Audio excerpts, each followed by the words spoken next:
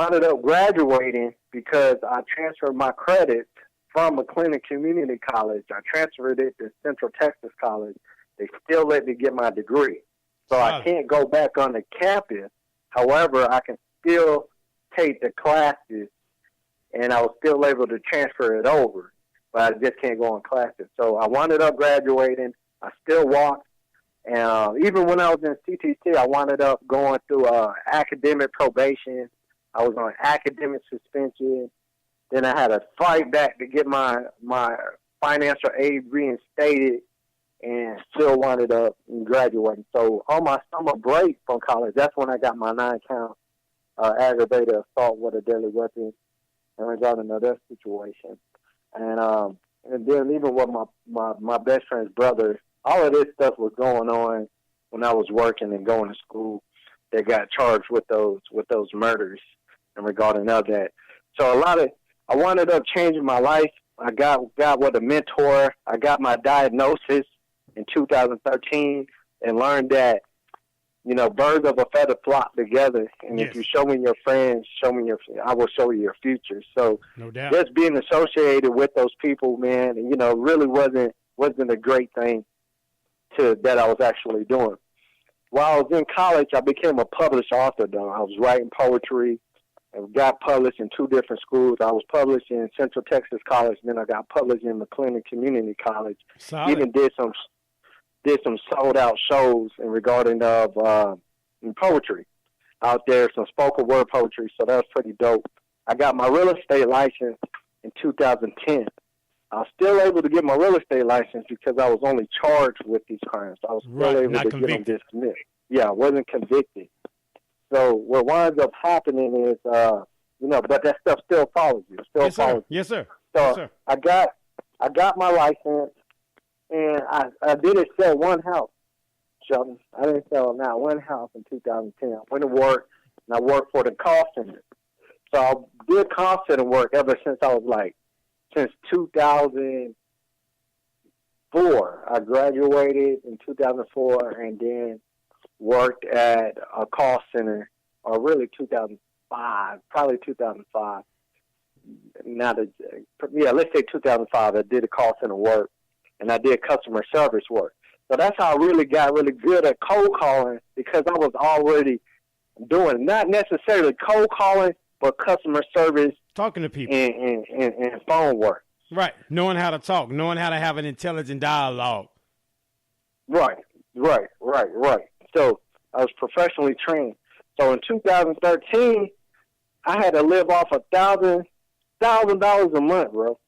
I mean, I always had a job. I was always working. I was able to provide for myself. But once I had got my diagnosis, I wasn't able to work because I couldn't be around people, because when you're bipolar, you got what is called triggers. And a lot of people just think they can say whatever, do whatever, and I'm able to talk about it now. I'm just not the person that's going to let you just say something directly to me and not physically do something to you at that time. So now, because I got help, I'm more able to say how I feel instead of just reacting physically how I feel. So that's the difference now of my condition, because it's only so far that you can go by living like that life, So I got a good friend of mine. He wound up getting out in 2009, got relocked back up in 2010, and then he's been locked up for 7 years. So a lot of people that I grew up with now locked up, prison. Got another partner. He got a repeat offender charge. When I was in college, he pulled out like $10,000 in cash. I thought that was a lot of money at that time. And he told me how he was selling dope, and now he's locked up as a repeat offender. I was listening to some of his music, and he was talking about how he made his bail, but he don't get to tell the final story of how he got charged as a repeat offender. He can't finish that rap album and regarding all that. So when you're bipolar, I mean, it's like, and this is what I've learned. You do really, really well, and you do really, really bad. And with one of my mentors, Dan Tina, he's a high performance coach. He speaks about high performance people, like Adolf Hitler, for example, was a high performer. He was just doing it in the wrong area. So with him being one of my mentors virtually, even that information helped me learn who I was. So I'm basically was a high performer, doing everything on the good side, and I was a high performer on the bad side. On the good side, when I was working, top 10% of every company I ever worked for, always been top 10% or number one, number two, number three. When I was a long distance run, I did cross country, and I made varsity within my first year of running, and I was running with people that had been running for 4 years. They've been doing it all their life. Overachiever. Yeah. The boxing. I learned the boxing, and after boxing, I never professionally boxed. We always did like front yard boxing, backyard boxing. I trained in the gym. I never really was a professional boxer, but doing cross country and boxing, it just taught me that I can count on me. I can't count on everybody else. And that's like right. Basketball. I never really was good with basketball.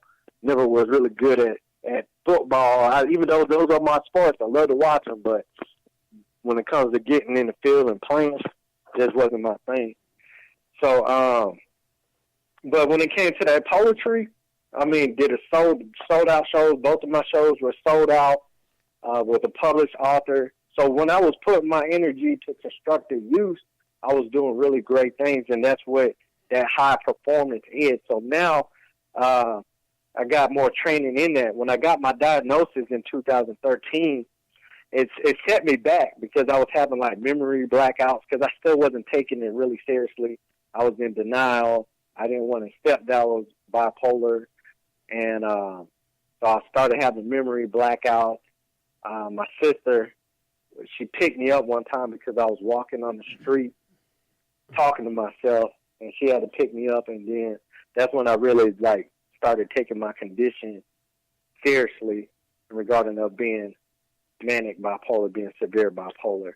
So I've been getting professionally help ever since 2013 in regarding of my condition and regarding of that. But after taking all of this and putting it underneath one umbrella, it really gives you thick skin, man. To be an entrepreneur, it's brutal, bro. Oh, yeah. I get it. Yeah, you always got people that's trying to, fuck you over. You know what I'm saying? Always trying to get over on you. And it's like, man, what is there really that I haven't been through? You know, I've been in jail. I've been in solitary confinement. I was in a mental health hospital. If we're talking about physical confrontations, if I include my brother, fighting with my brother or fighting with dudes on the street, I really feel like there's no task that I cannot overcome. And shit, just being a black male, walking out in society, and living in these little small towns like Cockeysville and Killeen. I know what you're talking about, my brother. I was there 2.5 years, so I get it. Yeah, so exactly, man. So that right there, man.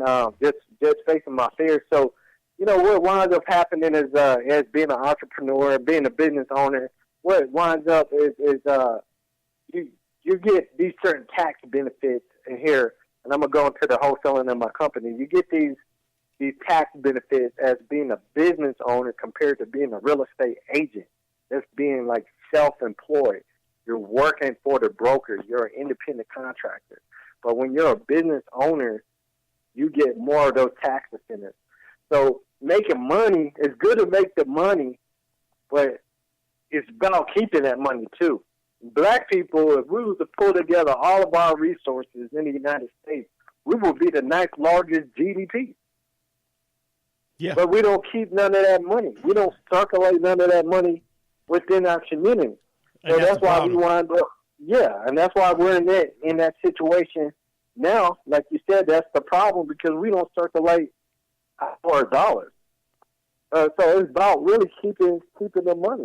And then when you get the money, what do you do with the money? What do you do with it when you get it? Now, Bitcoin is very popular. Yeah. Stocks is very popular, and then you got real estate. Those are the three things. Now, I would say one thing about like Bitcoin, it's really nothing to back that up if you lose your money. I mean, it's an appreciation game. Yeah. So if you were got in on it early when it was appreciating, yeah, you would made the millions of dollars like people are talking about now. However, if you invest your money and it crashes or you lose money, what do you have tangible behind that? Yep. And nobody knows who the owner of Bitcoin is. Nobody knows who this person is. I would tell people like this. Like I heard some advice with this, with I think ERGJ or whatever. It was like you can do an investment in the Bitcoin, but just once you make your money from your initial investment, take that out, and then everything else is house money, right? if you want to do it like that, then that way you hadn't lost anything. And that's what I did. You know, I put in the initial, I think like $100 or so or something like that. Once that stuff made the 100 double, I took that out.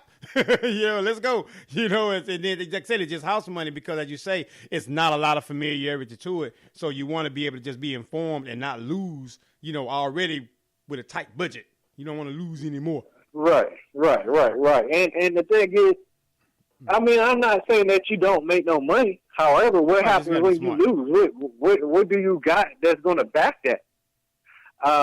The same way for stocks. I mean, you lose money in the stock market. What do you got? You put all of your lifetime earnings in the stock market.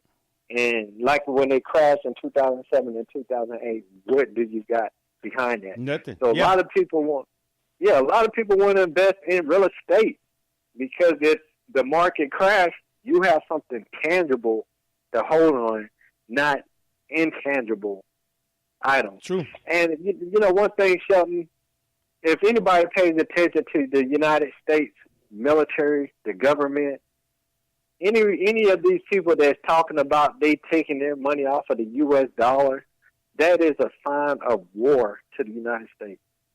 Look what happened to Gaddafi. He wanted to do a United African Nation, taking his dollar off of there, and they wound up invading this country. All they did was kill him for that. How dare you? How dare you do something different than this? But again, though, they want to make you consumers. That's why I appreciate what you do, small business owners and people that are coming in and really has a passion for something different out here rather than being a consumer and being a victim to these things, really setting your own pace and setting your own path in life rather than with a job. There's nothing wrong with jobs, but at the same time, once that job tells you to go, if you have no backup plan, what are you going to do?